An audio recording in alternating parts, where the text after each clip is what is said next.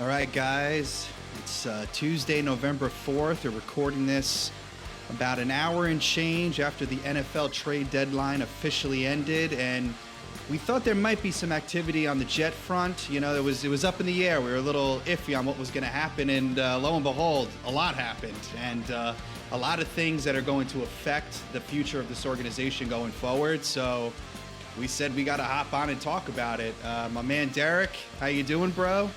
How you feeling? I mean, big day for the Jets. Trading away, some cornerstone players from the defense and Ahmad Sauce Gardner and Quentin Williams. Which not only is kind of the big news just as far as the New York front, but just in the NFL as well. I mean, these were blockbuster moves, and want to get sort of your feel and where do you land on the moves that the Jets made today? Yeah, so I mean, overall, I'm very encouraged. Just to kind of, I guess, take a step back here. The first major trade out of the two of them was Sauce Gardner. I think that dropped around noon Eastern or so, and yeah, that was the most shocking of them all, really, because I know you and I and a lot of major media outlets have been talking about Jet trades, but a lot of them have revolved around either Brees Hall or Quentin Williams, who we will get to in a little bit here, but not really any mention of Sauce Gardner because, the Jets had just locked him up to this pretty lucrative deal. That was 4 years, $120 million extension for Sauce. So, you're thinking, especially with Garrett Wilson getting a extension as well, a pretty hefty one, that these two would be, the corner pieces of this next chapter in Jets history. But clearly, the Jets saw otherwise. They saw an opportunity here. Now, I have my feelings about Sauce Gardner. Obviously, he was very, very good as he was an all-pro, his first 2 years and whatnot. And his play was great then. Obviously, the rookie of the year as well, defensively. But his play kind of dipped, especially year three and this year as well. And injuries kind of started to pop up. So part of me wonders if the Jet regime, maybe Muji just kind of saw some of the writing on the wall that maybe there was a decline here. And, having locked up Sauce to this huge deal, I guess, he could kind of use that as leverage to maybe get a little bit more than perhaps we would have gotten if Sauce wasn't extended. I don't know if we're going to be getting 2 first-round picks from the Indianapolis Colts if Sauce isn't on a contract like this. So very, very interesting. And yeah, like completely out of left field here. I'm pretty happy about it. Indianapolis clearly feels like they're, in it to win it this year, given their record. And I guess just where they stand, having potentially be able to lock up this 1 seed. And I guess, feeling that their one weakness was not being able to cover, the star receiver on the opposing team. So, very interesting trade. I mean, look, happy for Sauce. I guess he gets to go play for a contender, but I'm excited that we can kind of move on from him now and just start to rebuild. Yeah, I think this is a good trade for the Jets.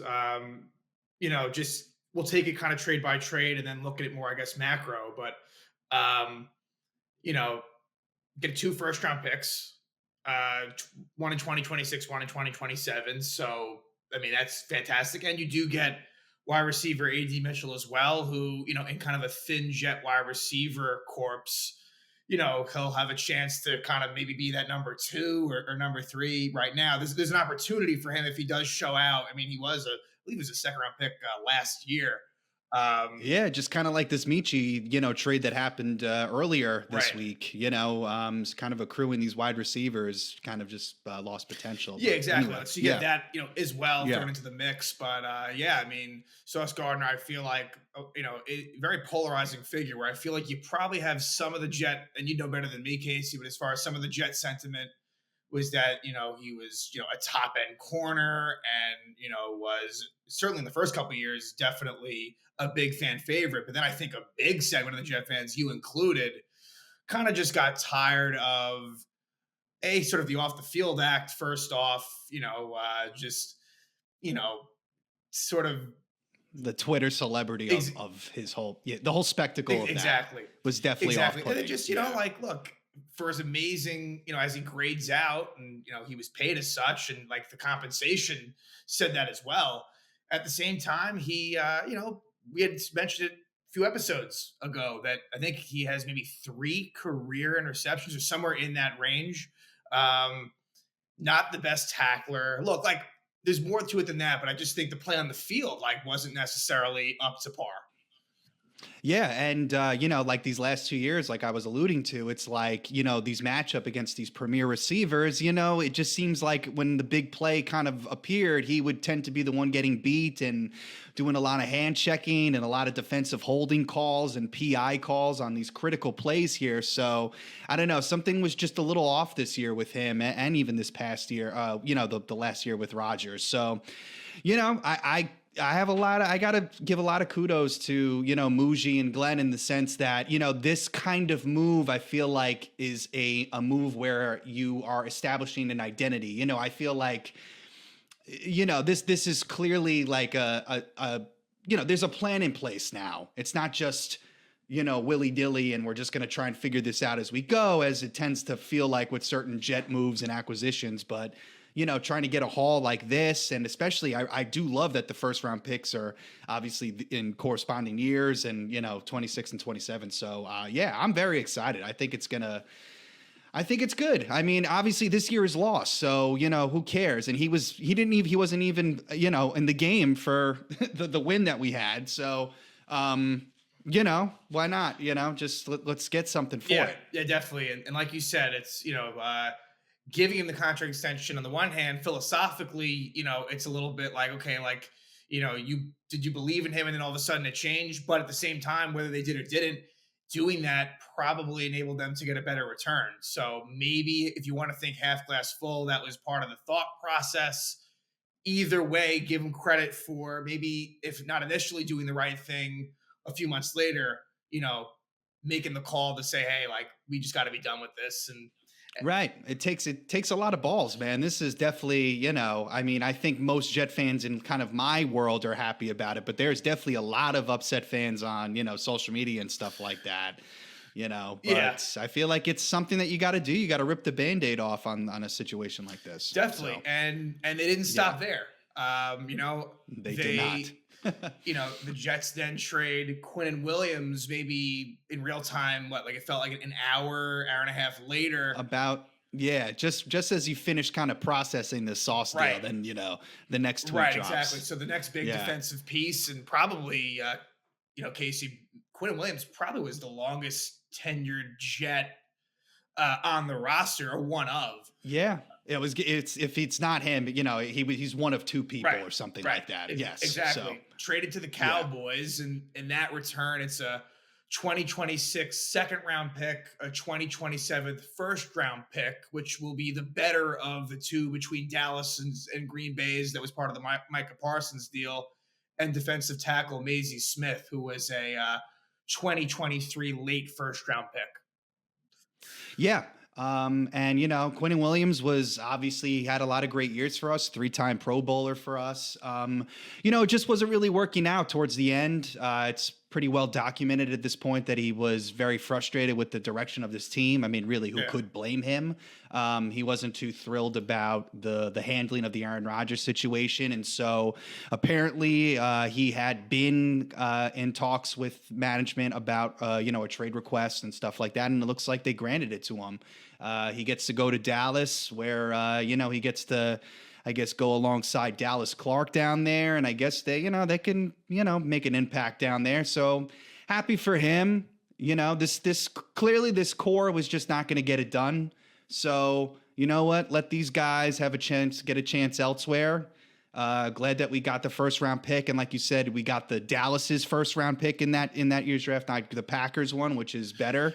So it's actually better than that. It's the better of the two, apparently. So even if Green Bay does somehow do worse than them, you're getting the better of the two. So yeah. Perfect. Even better. Music to my ears. So Yeah, it's sad to see him go. I mean, Derek and I attended the Nashville NFL draft when he and Daniel Jones both got drafted for our respective teams. So a little bit of an end of an era here that these guys are already on different teams and in greener pastures. But yeah, I'm just very excited about this haul, though. It's just it's going to be interesting how Muji and Glenn kind of, I guess, execute things. Whether if this is we're going to use all of these picks on players, if we're going to try and make some packages happen, it's going to be pretty interesting. Yeah, Man. there's a lot of draft capital.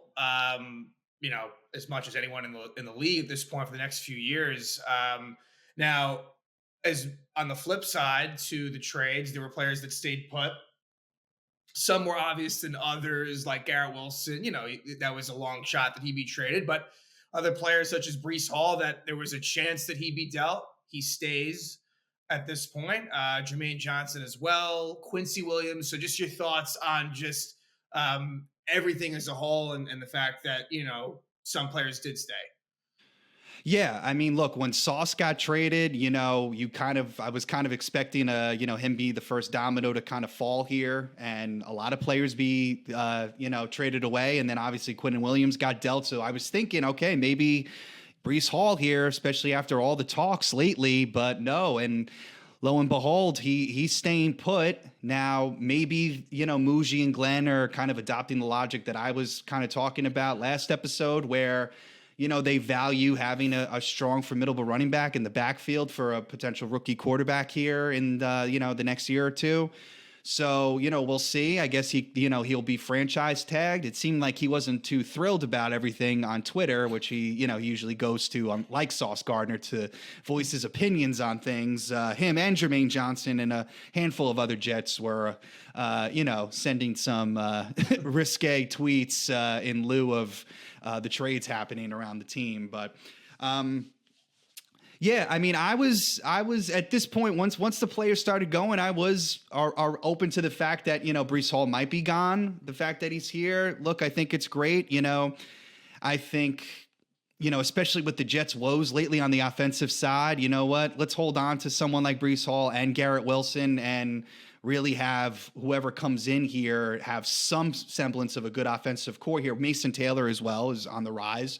So, I'm glad that they kept him. Jermaine Johnson, I've always been a fan of him. I'm kind of glad that we held on to him as well as Quincy. So, I think I'm interested to see, kind of, I guess, how this team gels going forward here. If, we can just see some output on the field here and just see maybe some cohesion with the players and stuff. But, yeah. And I guess the last thing I'll say on the Jets is, and I've asked this before, so I guess nothing maybe changes that much. But as far as your trust and faith in Muji, and I guess Glenn to a lesser extent, as far as this is such a pivotal point now where they have all this draft capital, as far as huge decisions are being made by them. So how do you feel as far as them being the ones to execute moving forward? Yeah. Yeah, look, I mean, my feelings about Aaron Glenn are still very much TBD, and I mean, definitely kind of leaning on the side of not so great versus great, but clearly making these decisions that they did today, it's clear that Woody Johnson has basically gave them the keys to the castle and they get to do what they want. Now, it looks like in terms of the acquisitions, what we've been able to get out of these trades has been very positive. And so I'm encouraged by that, just in terms of Muji being, a business savvy type of GM here for us. So, I feel like I have no choice but really to just kind of embrace it and hope that, in these next, 9 games or whatever we got left here, that I can see some kind of team culture kind of being built here, like Glenn keeps on claiming is going to happen with, how he, went through the stuff with the Lions and stuff like that with Dan Campbell, and how he's always alluded to like the 0-10-ness of it all. So, it's just time to buckle up and let it ride. Clearly this season is over, and we kind of knew as much, but now these acquisitions or these trades, have basically put the period at the end of that sentence. So it'll be interesting, man. You're on to Cleveland. Yeah, exactly. I guess, moving forward, last 9 games, look, the defense, not that it was really doing all that well to begin with. Some games were better than others, but obviously, look, as far as wins and losses, it's going to be, tough for the Jets, but, there are some winnable games, obviously Cleveland coming up, and it's not even about that, but just like you said, building a culture and, evaluating what it, kind of, hey, players are playing for roster spots, moving forward. And, uh, it'll be interesting to see, how they gel. Yeah, it really will. But yeah, I mean, not expecting too many wins, but we'll hopefully there's just some fight, which I guess is kind of what you're hoping for with the Giants, who, we didn't really think that the Giants were going to be doing all this much, but obviously you never know. But just how do you feel about the facts that the Giants kind of were a little more on the low key side of things Yeah. here? Like we spoke about last episode, I figured that the Jets were going to be more active than the Giants. So I'm not shocked. I would have loved to have somehow, even though I didn't think it was likely, but to somehow have gotten rid of like an Evan Neal, a Jalen Hyatt, a Deontay Banks, just anything. But I don't blame teams. I mean, Banks would be the only one that maybe, there could be some level of interest in. But, why would a team want to give up anything for those guys? So, they remain Giants. As far as incoming, I didn't think it made any sense to trade for like a Rashid Shaheed or a Jacoby Myers. The Giants are a 2-7 team. Those are going to be free agents at the end of the season. And honestly, the price points were such that it wouldn't have been worth it anyway. Myers goes to the Jaguars, Shaheed goes to the Seahawks. Jalen Waddle would have been intriguing, but you were going to have to get rid of a boatload to get him. And Miami just simply wasn't going to do that. So all that's to say that, yeah, I mean, kind of a very boring trade deadline, but not terribly unexpected for the Giants. Yeah, so here we are, and we got a slate of games coming up here on Sunday. Should be interesting. So yeah, guys, Sauce Gardner and Quinn Williams not on the Jets anymore. Onto greener pastures. Hopefully they can get a ring or whatever they need to do. Sauce Gardner and Daniel Jones teaming up in Indy. It's crazy, crazy, man. Let's see. Yeah. I mean, I would love to believe that this Indy team can actually do something here. You get I get a little nervous that this is going to be one of these great regular season teams that doesn't really pan out. At this point, if you're a Jet fan, you got to root against the Colts to get that draft pick to be better and better. Yeah. So I mean, I know. It is funny because a lot of people on Twitter too are being like, oh, too bad it's going to be the 30th pick in the draft. And I'm like, all right, let's pump the brakes. Do we really think the Indianapolis Colts are going to make it that far in the playoffs? Like, let's hold off here. That might be a decent pick, like when all is said and done. Yeah. Yeah, it might be. Maybe even next year. Like maybe this year won't be so great, but then the following year, maybe they disappoint. Exactly. Yeah, right. So you got a little bit of. If you're a Jet fan, you have a little bit of rooting interest for other teams. Between the Colts and then like Dallas a little bit. This year, next year. So, yeah. Yeah. Should be good. But yeah, guys, we just wanted to hop on and obviously talk about this stuff. We'll be back on Sunday night, recapping Jets, Browns, and Giants, Bears. Should be a freaking doozy, but here we are, baby. And actually, real quick, Derek, I just wanted to touch on one last thing. Something that we've kind of been talking about, but it seems like there's been much more rumors about the fact that there's a chance that with the Giants regime that they might hold on to one person of the Dable and Shane thing. It just seems like we were talking about it, and then I actually saw something like an article about it that this might actually be a thing. So, I'm assuming that you're hoping if it had to be something like this, I'm assuming that you would go Dable over Shane. I would, but you tell me. I would. Okay. Want to keep, but like we've said, it's such an unrealistic situation. Like the situation in Miami is different, where like McDaniel's still there and Greer's gone. But that's like a rare case where honestly McDaniel's probably not going to make it anyway. Yeah, I would be not happy at all with that, and that's a fucking true reality that like Shane may stay and Dable may go. And this is more me being anti-Shane than like pro Dable. Like you really look, unless things miraculously, which they won't, drastically change in these last 8 games to the Giants. It's really why I got to be honest to everyone here. Like I want losses. I want as many losses as possible. I want Jackson North to do well, absolutely. But like this is a situation where Joe Shane can't still be here. What are we doing exactly? Like, it's been 4 years now. The Giants have had the worst record in the last the second worst record in the last like 2 or 3 years, and like the sixth worst record in the last 3 or 4. They've been a joke team and they don't have a good roster. And the fact that Dable, might go and Shane would stay would really bother me greatly. Like yeah, could a new head coach coming in here help some things? Yeah, it could a little bit, but like as long as Joe Shane is the one that has the keys, I don't see things getting better. So that would be really, really disappointing. And I wouldn't be that shocked that that is what the end result is. Yeah, I mean it's crazy because I feel like if anything, it seems like it's very clear that Dable was the one that wanted Jackson Dart, Yeah. right, and not Shane as much. So in terms of Mara, it seems like clearly Jackson Dart is going to stay here for a while. So I would rather hang my coattails on the coach that believed in Dart rather than the GM that kind of was hesitant about drafting him and has a pretty bad track record as Yeah. is, but. I guess there's other things that I'm not privy Yeah, to. and the thing as well is that if you keep Shane, like I would almost again, then it becomes like, let's say there's a world where you're telling me Shane is definitely going to be here. Then I guess I'm somewhat torn, but part of me would almost say like, let me just stay with Dable, because it's like I fear that if Shane gets a new head coach, then he's going to be here like It's going to for at buy least him like two so much more for at least time. like 2 years. Yep. Yeah, no, good point. So exactly. then you're locked into him for like at least 6 overall, probably, unless it fully goes off the rails next year. But even we see with the Jets, like even as bad as it is with Aaron Glenn, even if the Jets like only win like another game, like I think Aaron Glenn's back next year. So yeah, that would be a disaster. Like, why is that the thought process? Why is it that you know, shouldn't it be that Joe Shane is looking like he's on the way out, and if anything, like they need to prove to stay? Instead, it's like, oh, well, maybe if it gets worse, then maybe he'll go. Why is that the mindset?